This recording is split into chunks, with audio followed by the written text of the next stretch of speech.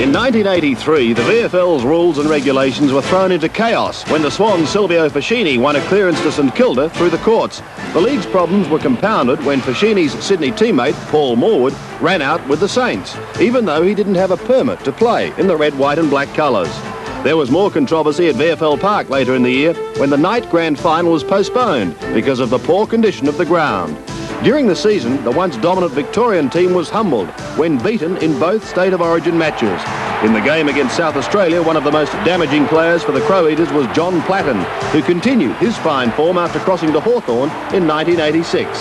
The 83 season also saw one of the most fiery outbursts over umpiring following the spiteful match between Essendon and Carlton. The Bombers' Kevin Sheedy was particularly forthright. It is a waste of time Monday night. I honestly believe that. So was Carlton's David Parkin. They had two players, one Essendon and one Carlton player, then reported for the most frivolous acts I've ever seen on a football field. Controversial Mark Jackson created a record of sorts by being sacked by St Kilda, his third VFL club, all by the ripe old age of 23. Richmond's Kevin Bartlett didn't have such problems, and he achieved a milestone by playing his 400th game with the Tigers, his only club. In the qualifying final between Fitzroy and Hawthorn, the Lions almost caused a boil-over by rattling home in the final quarter, thanks largely to champion full forward Bernie Quinlan, who was virtually unstoppable late in the match. But the Hawks hit their straps in the following weeks, and in the grand final they played Essendon. Ironically, the first time the two clubs had met in a final. But what a disappointment the match turned out to be.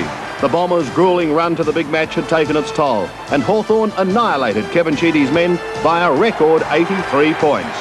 Essendon's morale received a temporary boost at the start of the 84 season, when ex-skipper Neil Danaher made a comeback at the Lake Oval after a series of heart-breaking knee operations.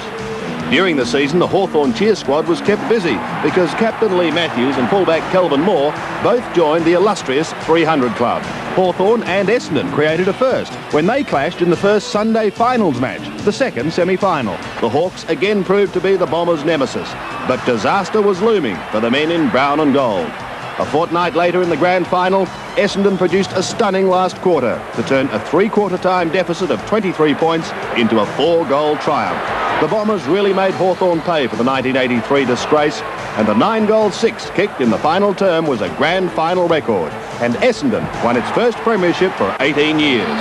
The 85 season was dominated by flamboyant Sydney medico Geoffrey Edelston, who became the first owner of a VFL team when he purchased the Sydney Swans for $4 million.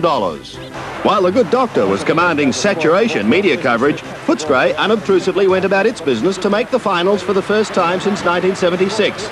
In the preliminary final, however, the hopes of the entire western suburbs was cruelly crushed when the Hawks came from behind to snatch the game by 10 points and move into their... August began with a